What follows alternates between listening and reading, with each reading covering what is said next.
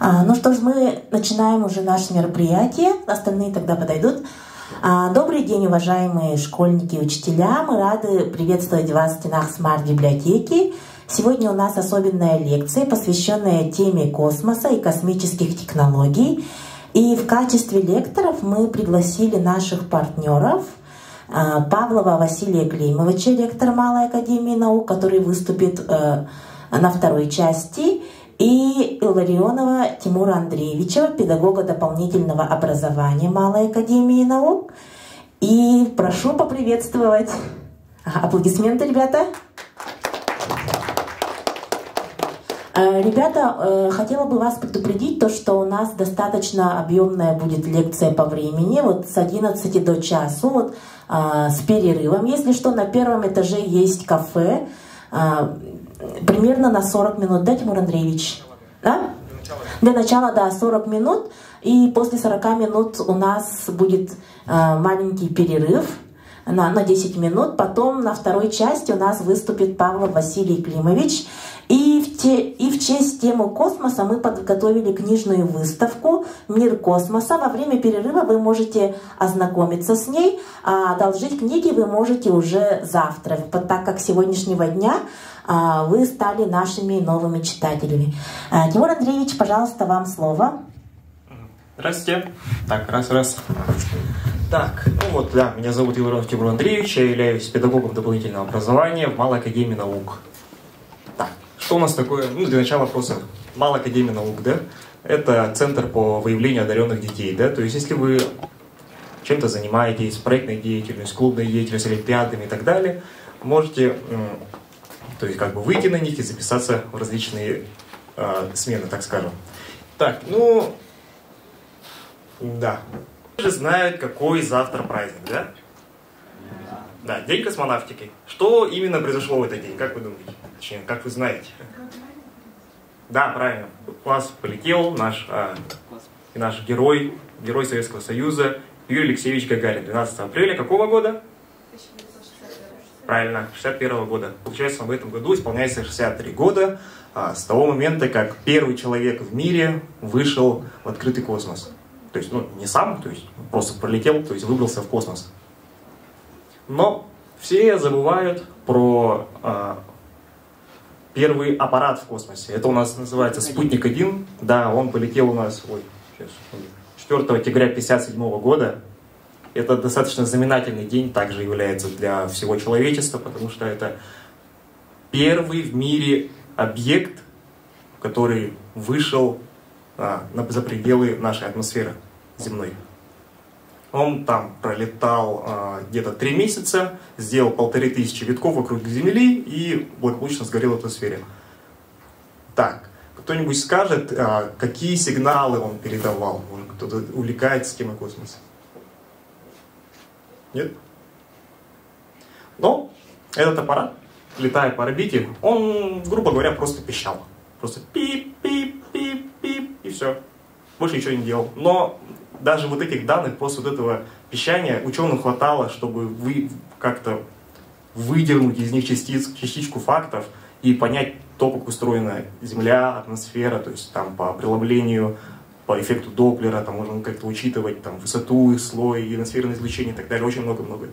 Просто по простому писку, который раз в полсекунды. Если мы такое слышим в реальной жизни, мы такие, ну, что-то пищит, там мышь какая-нибудь бегает, непонятно. А вот как-то ученые смогли разобраться, расшифровать просто простой писк, который никому даже не несет какой-то полезной информации для обычных людей. Очень полезно. Когда полетел первый спутник, он открыл для всего мира космическую гонку между Соединенными Штатами и Советским Союзом. Это, так скажем, продолжение холодной войны, которая началась сразу же после завершения Второй мировой. И началась конкретная гонка вооружений и до 1957 года. То есть пошла просто обычная борьба так, с шпионами, так скажем. Да, и потом просто для правительств стало понятно то, что у нас над головой есть огромное незанятое пространство, и куда можно отправить какой-то объект, который будет летать над всей Землей постоянно. То есть он выйдет на орбиту, аппарат наш, и будет крутиться вокруг Земли почти над каждой точкой, которую сможет пролететь. И вот Советский Союз выиграл, так скажем, первый этап космической гонки, запустив первые искусственные спутники, получив с него какие-то данные. И далее все закрутилось, завертелось. Вот спустя 4 года Советский Союз запустил первого человека в космос. Все мы его знаем, Юрий Алексеевич Гагарин. И вот, видите, там собачка выглядывает. Да, Лайка. Лайка, да, правильно. Они ее запустили буквально через месяц после первого искусственного спутника. То есть это первое живое существо, ну нет, животное, которое побывало в космосе. Оно, к сожалению, погибло, и даже не предполагалось ее спасать с орбиты. То есть они ее вывели, и она должна была сгореть. Как бы это жестоко не звучало, цинично, но наука, она цинична, к сожалению. Так, и кто знает, чем прославился этот человек, Леонов? Вышел в открытый космос? Да, правильно, вышел в открытый космос. Также первый родоначальники космонавтики Сергей Павлович Королев и Константин Эдуардович Циолковский.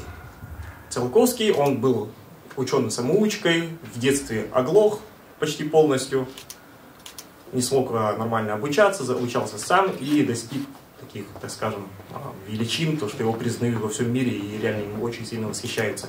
Но он был не прям, так скажем, ученым, он был философом, грубо говоря. То есть, ну, наука и философия, это оно очень близко, потому что надо постоянно думать о мироздании, о том, как все устроено, как решать какие-то этические проблемы. И он изобрел, ну, в кавычках изобрел, что-то, как должна выглядеть ракета, как она должна летать. То есть даже... Вообще, так, ладно, чуть-чуть откатимся. С чего началось вот, ракетостроение, так скажем? Дирижабль. Да. То, кстати, да, положим, дирижабль вроде был. Планин? Нет, именно ракетостроение. То есть все началось с немцев во время Второй мировой. То есть слышали ракету Фау-2, да? Да. Вот. Ее разработал Вернер фон Браун. Позже его потом выкрали в Америку, и он построил ракеты Сатурн-5, которые доставили миссию Аполлон на Луну. Очень успешно, несколько раз. Да. Но, к сожалению, пилотируемый аппарат Советского Союза не смог долететь. То есть они даже вроде не пытались, потому что там очень было много косяков во время разработки, и просто у них не получилось. Даже если бы все пошло гладко, то они бы запустились не раньше, чем через несколько лет после Аполлона. Так. Ага.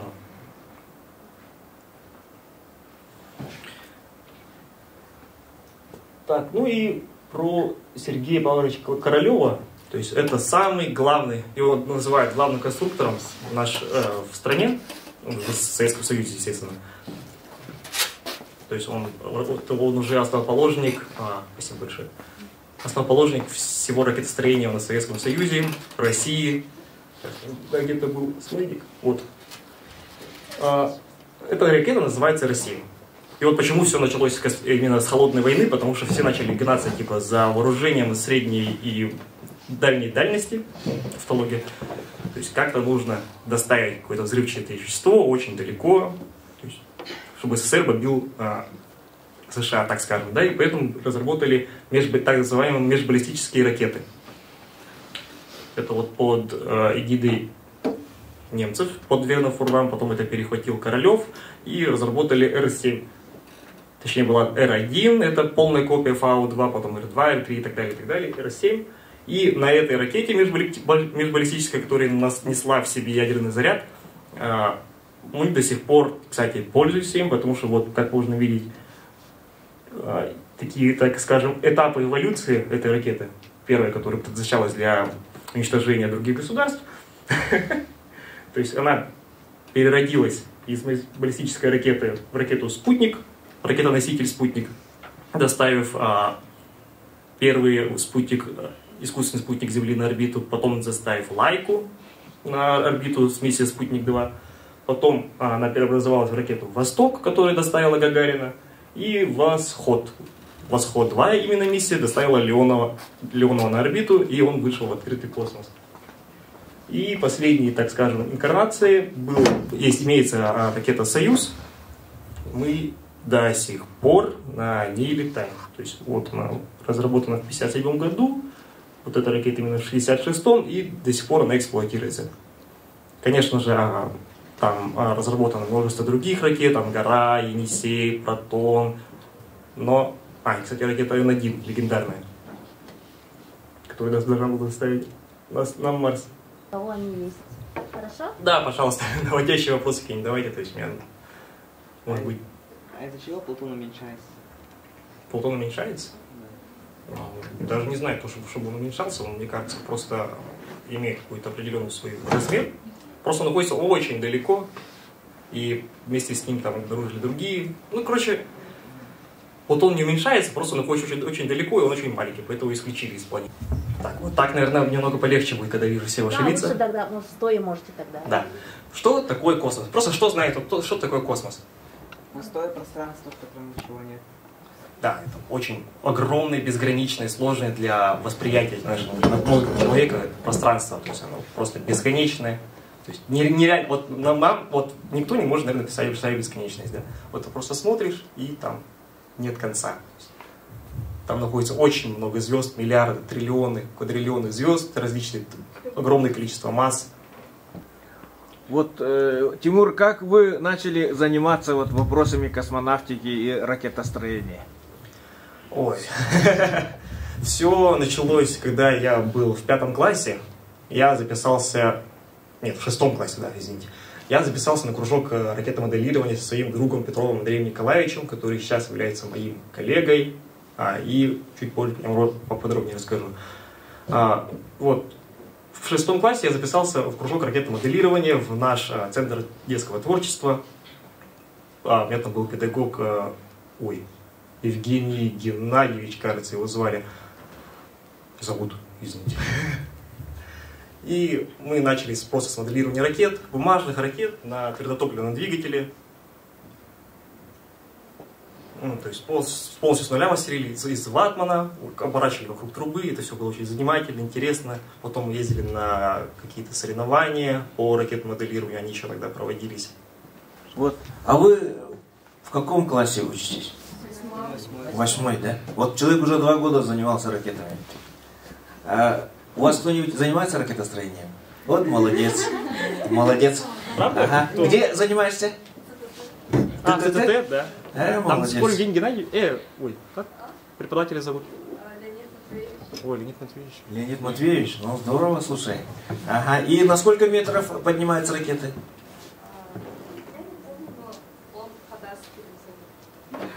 Хатаса полетел. А вы запускали Перелетел? Ух ты, ничего себе. Это, вот этот, недавно, вы, наверное, читали, стратосферный зонд запускали же, да? Вот там, в Малой Академии наук. Были? Участвовали? Просто видели, да? Не участвовали в космомании? Нет. То есть, а кто еще был там в Чапаево? Руки поднимите, кто был. Ничего, ну тогда вы все наши ведь знаете, видели. Ну вот он же взлетел на высоту 31,5 километра. Ага. Угу. И там взорвался. И вот этот самый Василий Климович обещал дать видео, как этот разрывается в стратосфере зонд. Оказывается, вот когда вакуум не выдерживает и разрывается. И вот это видео мы планируем поместить в паблике Малой Академии наук. Ага. И вот этот зонд, потом он опустился возле Хототчу, на том берегу реки Лена.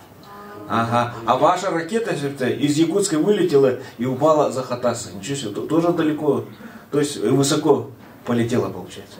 Ну вот видишь, коллеги твои есть. Давай, ага. И все были там в Актемцах. Да, то есть вы являли. То есть вы видели, да, как запускается? Да, свидетели. Мы это снимали на видео. Так, на чем я остановился? На том, как все зарождалось у меня, да? То есть, мы просто занимались ракетостроением, провели соревнования. Потом у нас в школе есть такой преподаватель Юрий Николаевич Романов, который также был, в Ленинском крае, преподавал ракетомоделирование. И он вел самого открытия кружок Консат 2013 года. Консат. Что такое Консат? От английского Кен и Сат.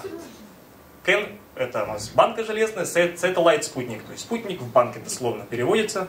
Это небольшой электронный аппарат размером с банку 0,5 газировки или пива, как вам удобнее, который запускается на ракете на высоту около 600 метров и спускается на парашюте. То есть целью соревнований состоит в том, чтобы собрать полностью с нуля этот аппарат, запрограммировать его, и чтобы он, то есть там есть некоторые условия, чтобы он там долетел до определенной точки, включился, потом начал передавать телеметрию, скрыл парашют и так далее. Там очень много условий различных. И те, кто выполнит все основные миссии, выполнит свои поставленные дополнительные миссии, то есть выигрывает этот чемпионат. Там полная свобода действий, то есть если там какая-то определенная полезная нагрузка из 3 плат, которые там радиомодуль, микроконтроллер и система питания, если я не ошибаюсь. И после, вот, когда вы начинаете разработку, да, у вас там дальше полностью своя свобода действий. То есть вы там можете там, некоторые запускают яйцо, то есть проектируют такую систему, которая позволит яйцу выдержать падение на парашюте с высоты 600 метров. То есть рассчитывает правильно парашют, ставит какие-то демпферы, прокладки и так далее, чтобы не позволить яйцу разбиться. Кто-то ставит, вот, например, мой ученик Мардин Артем Александрович, он разрабатывает на сегодняшний год управляемый аппарат, то есть у него этот аппарат просто берут, так, крылышки раскрываются и позволяет ему маневрировать в этой сфере, чтобы стабилизировать аппарат и снимать более качественное видео, потому что когда он начинает падать, он начинает жестко крутиться. И там на видео просто очень смазанная картинка, просто что-то белое. Просто понятно, где воздух, где земля. Кстати, да, приглашаю вас для начала в Кванториум, да, детский технопарк Кванториум. Там кто-нибудь занимается? Молись. А что закончили? В космоквантуме никто не занимался? В космоквантуме? Нет. А в каком занимались квантуме? Energy. Energy. Energy, там хай-тек, наверное, да? Аэро. Все Energy, да? Там очень много еды переделили. Так, давайте я вас сначала спрошу, вообще какая тут аудитория? То есть вы технари, гуманитарии, чем вы увлекаетесь, кем хотите стать? Технари, программисты, еще сзади? Физмат сказали. Физмат, дизайнеры. Инженеры есть. Инженеры есть. Кто инженер? О, приятно видеть коллегу по цеху. То есть я сам, да, являюсь инженером, я, то есть, как-то в эту тему педагогики очень случайно провалился. И вот после вот этой темы всей Консата открылся у нас в 2017 году, если не ошибаюсь, детский технопарк Кванториум. Мы начали там заниматься. После того, как мы начали занимать какие-то места, появлялись какие-то успешные аппараты, мы начали подготавливать других детей, потому что я уже там находился с своим другом в 11 классе, то есть уже через пару лет выпуск.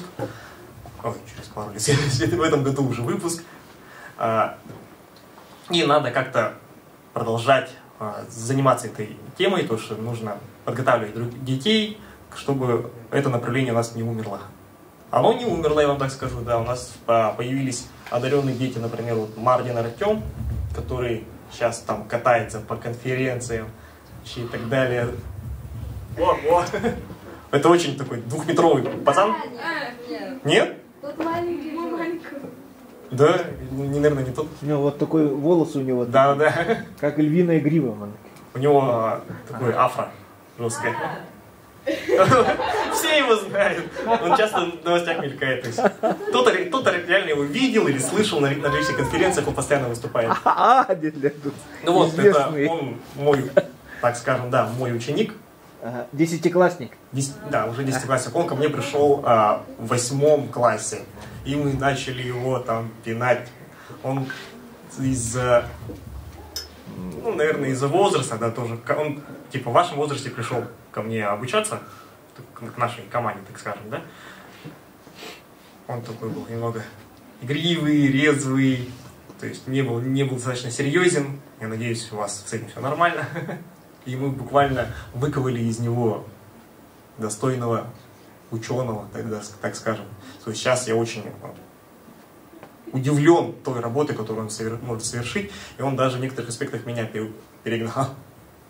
То есть он хочет заниматься, он любит это дело, ему нравится. То есть это самое главное, найти дело по душе, которое вам нравится, которым вы хотите заниматься, которое вам интересно. То все нашли, да? Или пока еще так плаваете? В раздумьях еще. В раздумьях еще. Ну, то есть даже, например, в Америке, там профориентированность там, с 5 класса где-то начинается, то есть они сразу уже определяют, затем хотят стать, и сразу по этому профилю учатся. Но из-за этого у них очень такое образование, которое очень узконаправленное, так скажем, а у нас очень обширное. Поэтому, когда ты очень много знаешь, тебе достаточно сложно выбрать профессию, потому что ты не знаешь, куда податься. Я вот, например, технарь с головы до ног. Там я в детстве, там мне года 3-4 было, я там разбирал, ломал игрушки, пытался их починить, все подряд. Меня там несколько раз током било в детстве, когда я в садике.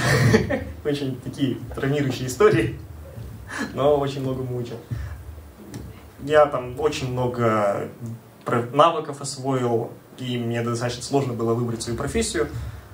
Я до сих пор с ней не определился, так скажем. Но я сейчас, моя лидирующая специальность является инженер. Учусь я на радиотехнику.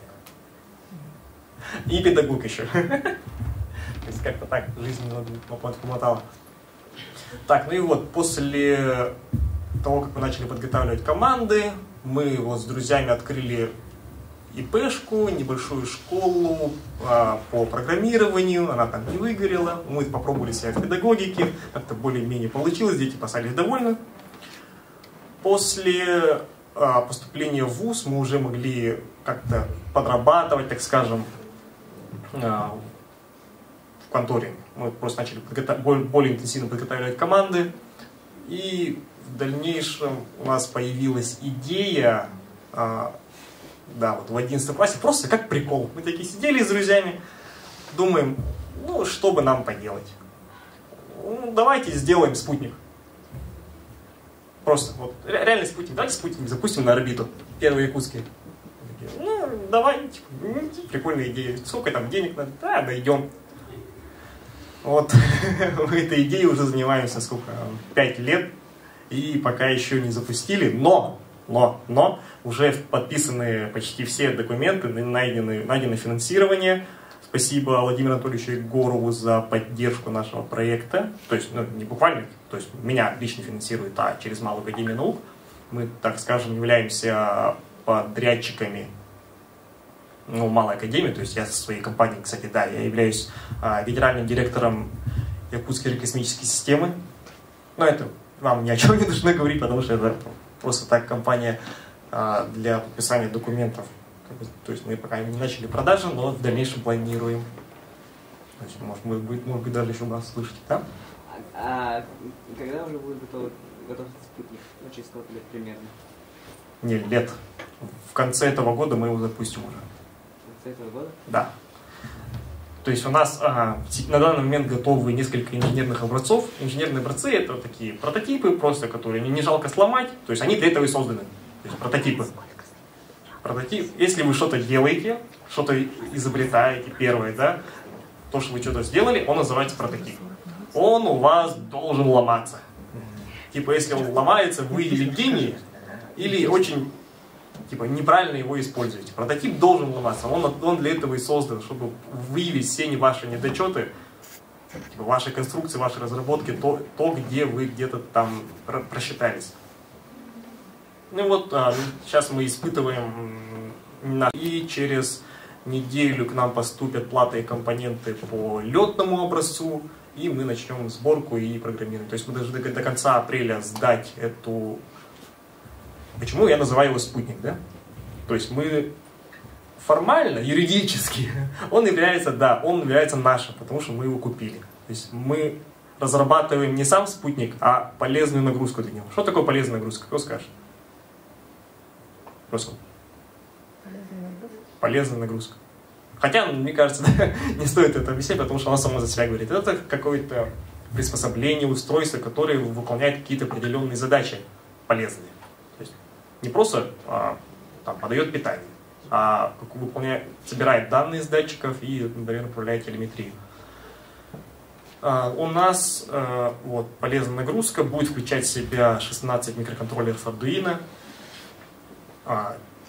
куда в реальном времени, то есть с нашей станции в Малой академии наук по спутниковой связи будет передаваться программный код на эти микроконтроллеры, и он будет взаимодействовать с датчиками на борту.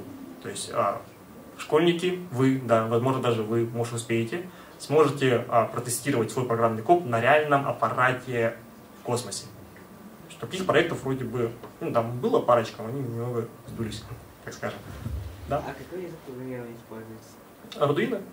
То есть, ну, блин, Arduino это не язык программирования, это среда разработки, но это там C++, если не ошибаюсь. То есть, ну, в Arduino IDE просто пишите код, даете нам его на проверку, то есть там несколько будет этапов проектирования и разработки программного кода, и далее он будет загружен на реальный аппарат и работать с датчиками.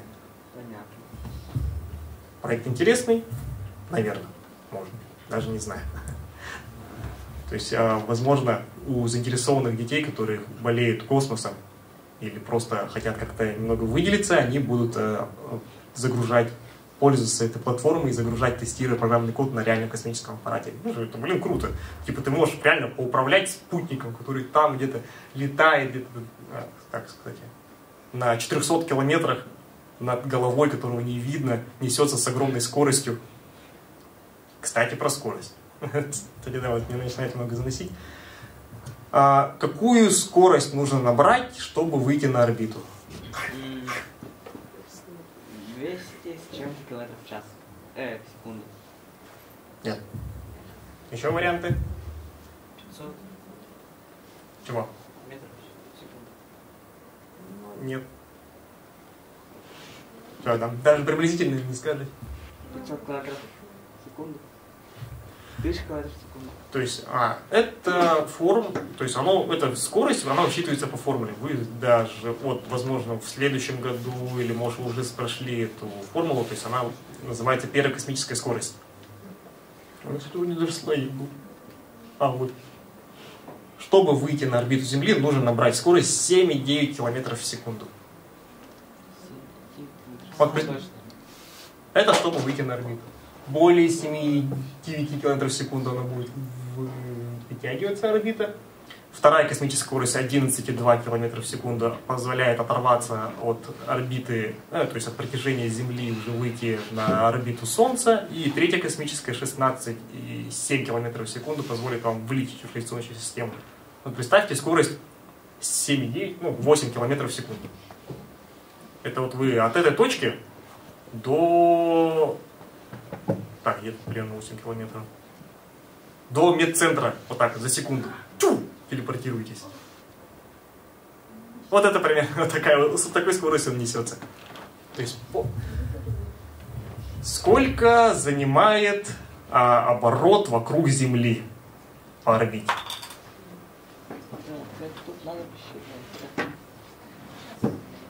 Час. 1,5 часа. Вот, например, Юрий Алексеевич Гагарин находился в космосе 108 минут. Он совершил всего лишь один виток. То есть он запустился, пролетел вот такой немного по параболе. То есть вот так вот летел, вылетел, полетел и начал снижаться. То есть спутники летают примерно так же, то есть, но они набирают чуть-чуть больше скорости, чтобы и чуть большую высоту, чтобы не так быстро упасть. Почему вообще спутники падают? Ну, из-за каких-нибудь проблем внутри, там, например, из-за старости, типа. Из-за старости спутника. Но нет, не из-за старости. Потому что вот есть так называемая линия Кармана, которая находится на высоте 100 километров. Да. Вот за ней считается то, что это космос. Почему он считается? Потому что там нет атмосферы. Но на самом деле наша атмосфера Земли, то есть частицы, которые притягиваются в протяжении Земли, они доходят до расстояния в десятки тысяч километров. То есть даже в теории на Луне, когда если вы будете на Луне, вы можете подышать воздухом с Земли, потому что некоторые частицы летают даже вокруг Луны. И вот эти частицы, они врезаются в аппарат, то есть они очень мелкие, но они с такой скоростью там летают, просто невозможно. Поэтому они постепенно замедляют ваш аппарат, по чуть-чуть, по одной частице, 2, 3 прилетело, 4, 5, он так замедляется, и через пару месяцев он у нас упал. Потому что он просто потерял скорость. Потому что орбита, это, так скажем, это постоянное падение. То есть вы летаете вокруг Земли. Где-то кнопочка. Вот. Вот это вы как бы, скорость не дает. Да, просто у вас настолько большая скорость, что вы как бы падаете на Землю, но из-за вашей скорости вы мимо нее промахиваетесь и падаете, и просто не можете, из-за вашей высокой скорости вы просто не можете попасть на Землю. То есть вы когда бежите, вы же там дальше падаете, да? И вот он с такой скоростью летит, то что он настолько сильно, так скажем, прыгает, то что он перелетает эту Землю и вокруг нее крутится. Вот что значит движение по орбите. И дальше, увеличивая скорость, можно покинуть притяжение Земли, притяжение Солнечной системы, там, 3-я, 4-я космическая скорость, есть 5-я, 6-я, это, то есть выше, то есть из Вселенной улететь. Ребята, просим собраться. У нас второй лектор подойдет чуть с опозданием, а мы пока продолжим нашу первую лекцию с Тимуром Андреевичем, пожалуйста. Я ее просто, наверное, подведу к итогу, то есть я не успел закончить. Так. Потерпите, пожалуйста. Зачем? Потерпите, да? Зачем вообще нам нужен космос? Он как-то далеко, неизведан, нам не нужен, мы его не видим. А зачем? По-моему, здесь для космоса вопрос, зачем нужен космосу мы для космоса. Ну, это больше философский вопрос уже. То есть зачем мы космосу? Для того, чтобы мы его изучали, наверное. Даже можно такой смысл жизни поставить. Итак, зачем космос? Мы первым делом запускаем спутники. И машины. Да, и машины. Вот. Тесла Родстер. Это Илон Маск прикольнулся, запустил свою машину в космос, на орбиту.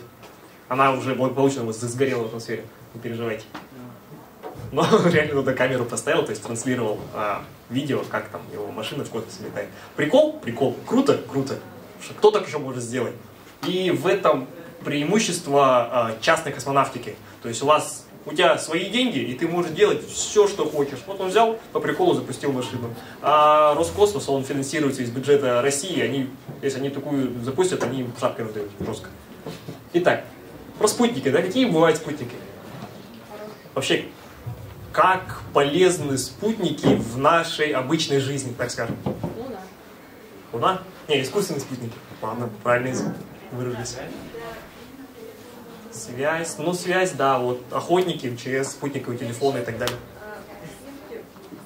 Да, дистанционное задерживание Земли. С помощью спутника дистанционного задерживания Земли у вас, в принципе, существует прогноз погоды в телефоне. То есть вы знаете, какая погода будет завтра, какой ветер, какая влажность. Это все благодаря спутникам. Они, то есть, имея специальные камеры инфракрасного диапазона, ультрафиолетового и так далее, то есть, там очень, так скажем, там стоит очень жесткая камера, даже вплоть до рентген-аппарата, то есть она очень множество снимков в разных диапазонах, разными устройствами делает, то есть это даже сложно представить. То есть вы же не знаете, как там видит, скажем, пчела, да, вот типа такого. Очень разных диапазонах, и вот с помощью этого можно вычислить ветер, направление, температуру и так далее, то есть как все это будет меняться, потому что эти спутники, оборот вокруг Земли занимает около 1,5 часов. Они так вот летают, и на одной местности несколько раз могут пролететь, и можно увидеть динамику. И вот мне сказали, самое главное предназначение спутников, это у нас называется GPS, навигация. Это спутники, они находятся на геостационарной орбите. Вот как можете расшифровать, что такое геостационарная орбита? GPS, Ладно. Геостационарная орбита — это такая орбита, на которой искусственный спутник Земли будет вращаться вместе с Землей. То есть он от гео — Земля, стационарный, ну это стационарный, то есть он находится на одном месте. У нас есть Земля, представили Землю, представили спутник, и у нас же Земля вращается, и спутник вместе с ней вращается, и относительно Земли он находится над одной точкой. То есть он просто вот над нами висит и висит. И вот благодаря вот такому жесткому позиционированию вы, пользуясь GPS, вы можете определить, где вы находитесь. В прошлый раз, когда я рассказывал про GPS, меня занесло на 1,5 часа, поэтому я не буду сильно в него углубляться. То есть у вас в телефоне имеется антенна, которая принимает пакеты. То есть эти спутники GPS, они постоянно отправляют свое местонахождение и в точное время. То есть в них установлены очень точные часы. То есть там вплоть до микросекунд точное время, чтобы, ну, там расстояния огромные, скорости огромные. То есть там очень погрешность надо учитывать. И вот ваш телефон принимает эти пакеты от нескольких спутников и вычисляет, где он находится с помощью формул тригонометрии. Все просто. То есть вот, зная то, где находится спутник, над конкретной точкой над вами, да, и время, за которое долетает пакет информации от спутника до вашего телефона, можно вычислить расстояние до разных этих спутников, и с помощью расстояния можно вычислить ваши координаты. То есть вот так это и работает. GPS, GLONASS, Baidu, все это так работает. То есть без GPS было бы очень сложно. Это воздушная навигация, морская навигация, наземная навигация, то есть вообще любая навигация. То есть вы можете в любом месте выйти и понять, где вы находитесь. Это удобно? Удобно. Сколько жизней спасло? Немерено. И еще какой буст экономики дало. Потом МКС. Самое дорогое построенное человеком объект в мире. Точнее, не в мире, а за пределами мира, так скажем, на орбите Земли. Он там стоит больше нескольких, даже триллионов долларов. Это труды всего человечества. То есть это тот объект, где реально все человечество сплотилось вместе и построило вот такой вот это вот. Ну, по большей части там постарались американцы с Советским Союзом и дали с Россией. Ну, конечно, Россия там уже не очень большой вклад. Но они в России там выполняют роль транспорта. И то, что они владеют почти половиной всего МКС. Там выполняются различные научные эксперименты. Даже летали 2 человека снимать кино.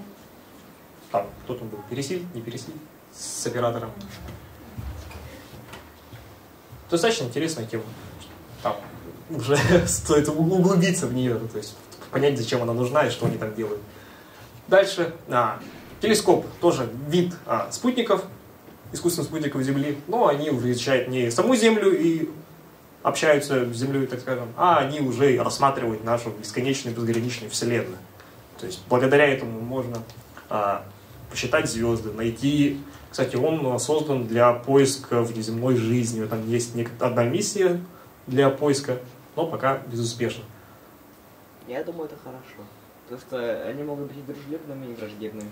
Ну, да. Но я верю в то, что какая-то жизнь, возможно, даже разумно существует, потому что наша Вселенная, она бесконечная. То есть даже по теории вероятности, то, что мы одни во всей Вселенной, где триллионы, квинтиллионы, квадриллионы звезд и планет с такими же условиями, как на Земле, и мы единственные во всем этом мире, как-то грустно. И немного пессимистично звучит. То, что мы их не видим, это да, это правда. То есть мы достаточно еще не развились до того уровня, чтобы их найти. А то, что мы считать, что мы реально одни во всем мире, это как-то, не знаю, грустно. Так, ну и про Россель я сказал. Так, что в итоге? Что человечество вообще добилось? Что оно смогло своими вот потугами с 1957 года сделать? Мы отправили множество марсоходов на Марс.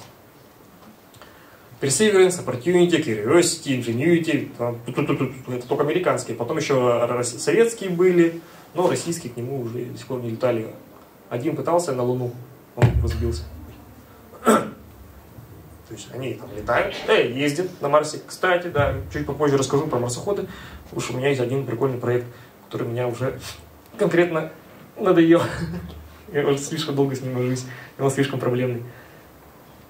По Так, и что у меня там марсоходы делают? Они, например, вот последний марсоход Perseverance, он приземлился в кратере Эзеро и ищет внеземную жизнь, потому что под этим кратером находится вода, ну, лед, так скажем.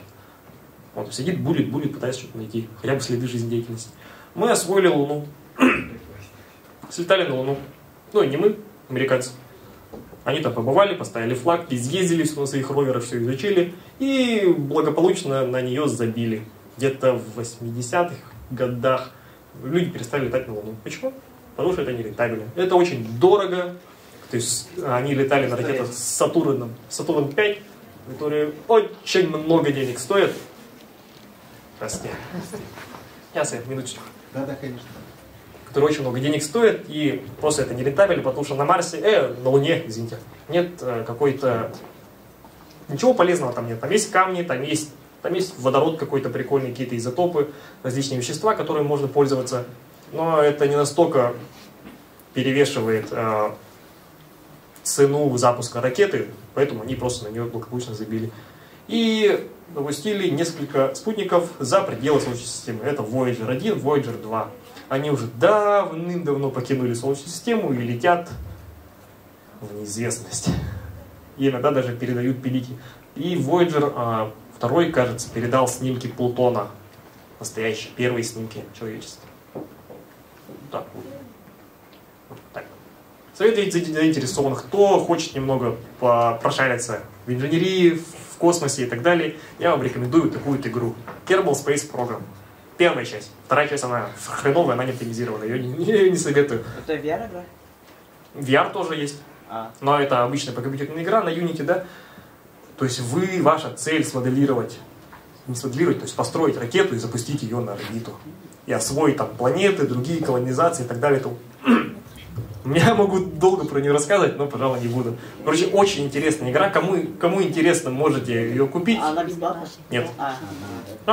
Ее на скидках там можно рублей за 150 купить, можно на внешних сайтах там где-то столько купить. Если вам не жалко одной шаурмы, так скажем, или литра колы, можете купить эту игру, попробовать. Она достаточно прикольная, там есть обучение, вы все поймете.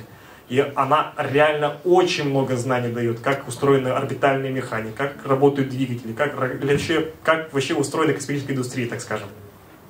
И на нее очень много модов, так что вы там не заскучаете. Кому понравится, можете запомнить, сфотографировать. Kerbal Space Program. Так. Да, рассказывай, интересно. Так. Вот в Малой академии наук проводится ежегодная смена «Космомания», которая ориентирована именно исключительно на космос. В этом году нашим, так скажем, главным произведением был запуск стратостата на высоту 31,5 километра он улетел. И мы его собирали совместно с учениками из Гонконга. То есть они к нам прилетели, там преподавали на английском, да, то есть дети общались на английском. Очень интересный опыт был. То есть просто нам пообщаться, им пообщаться, детям. Очень такой интересный культурный обмен произошел. Стратостат успешно запустился, передал некоторые данные. Кстати, сейчас, секундочку, я же его притащил. Ну, не его, вот этот.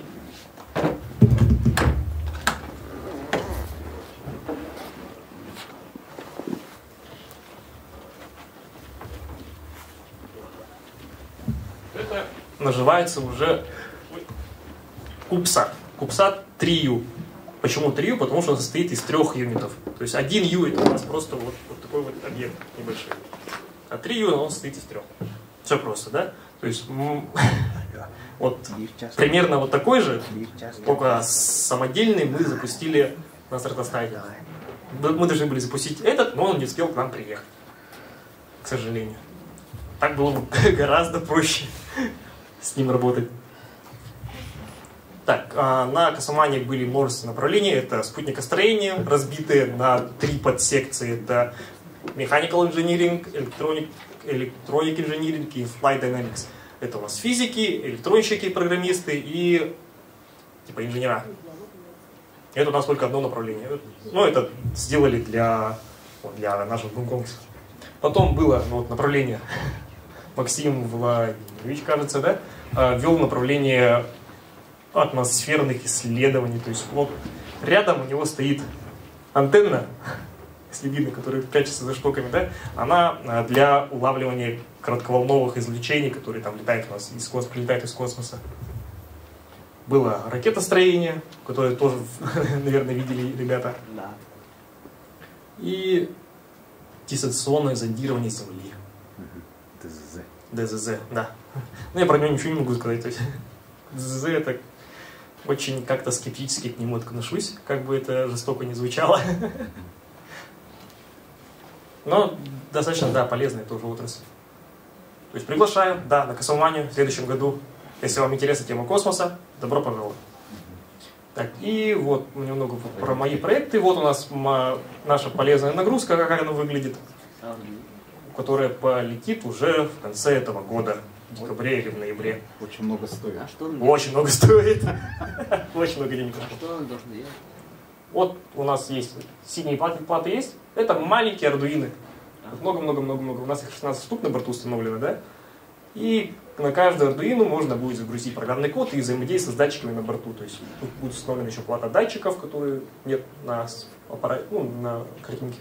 То есть можно будет собирать реальные данные, как-то взаимодействовать. И проект марсоход Perseverance. Perseverance, который очень меня сейчас напрягает. И, ну, я выиграл грант по его модернизации, так скажем. И сейчас я занимаюсь его разработкой. То есть там очень много косяков. Но, в принципе, работа ведется. Он достаточно интересен, потому что там можно отработать, например, машинное зрение, просто программирование, инженерия, механика. То есть это тоже очень обширный проект, на котором должны работать очень большая команда. Так, ну и вроде бы вот последний. Ну, Главная сила человека — это сила духа. да, главная сила в человеке — это сила духа. Когда-то еще в детстве прочитал слова: если быть, то быть первым. Вот я и стараюсь им быть, и буду до конца. Хорошо работается, когда любишь свою профессию, с увлечением занимаешься ей. Слова Юрия Алексеевича Гагарина, первого человека в мире, который совершил полет в космос. Приуроченный 12 апреля. Да, праздник. Завтра. Завтра, да. Так что поздравляем всех, да? Спасибо большое.